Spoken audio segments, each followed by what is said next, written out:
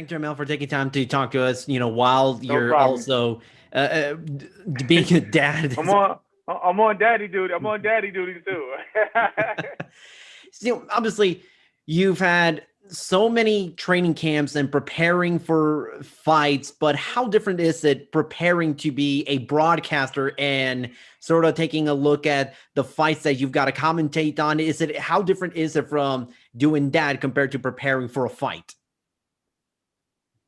It's definitely different because for the most part in camps, you know yourself. You know what I mean?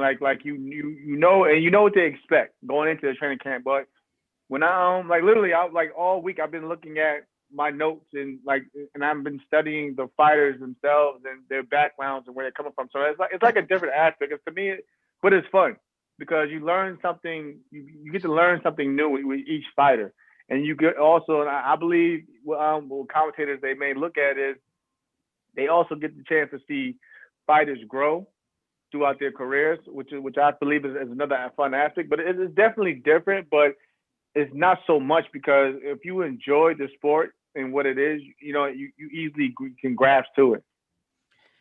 Ring City has brought in a lot of different fighters to as commentators. We in Puerto Rico we had Ivan Calderon, Sinisa Estrada, and Sean Porter's been a regular on Ring City USA. Has you spoken to any of them or to anyone who's a fighter, but also done some broadcasting for any advice or any tips on doing this?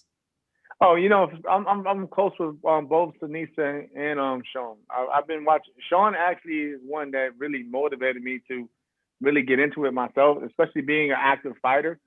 And Tanisa, she did a great job, especially giving her opinion from a woman's aspect of and what to look at. Like she's very knowledgeable of the sport, and I was actually really impressed how she carried herself throughout the whole broadcast. So, but yeah, I always speak with just not even just them, with just fighters in general because they may see things that I may not see myself, or they may look at things differently than the way I do.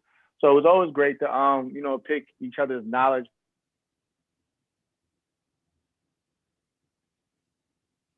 throughout the sport. And they Sean picked it up really. It's like it comes natural with Sean, and that's what I like about having Sean on board and just listening to his opinion because like I said, he's an active fighter, so he can relate to a lot that's going on in front of the TV. Lastly, Ring City is going to be showcasing a few of the West Point cadets in amateur fights. As a you've been in the Marines and now as a fighter, how much pride do you have sort of in seeing these younger fighters and these armed forces men and women get a chance to also showcase their stuff in front of an online global audience? Well, for starters, as a Marine Corps sergeant, I'm gonna be hard on them because I expect nothing but the best effort at least from them. Because I know what it takes to even get to that level, not even just in Marine, but just in the military in general. Because we always felt that as we had to perform to our best because a lot of people that don't see it, but during the amateur circuit, we had a target on our backs because some felt like we were just privileged, I guess, and we had a free ride. They would say to those national tournaments, but in order in order for you to get to that level on any of the armed forces branch of teams, you had to be the best of your branch. So I'm definitely gonna. I don't expect anything less from what I want to. What I will see on Thursday, and I'm just happy for them, and I just hope they take it as far as they possibly want to take it. Thanks, Jamel. Looking forward to hearing you on the mic on Thursday.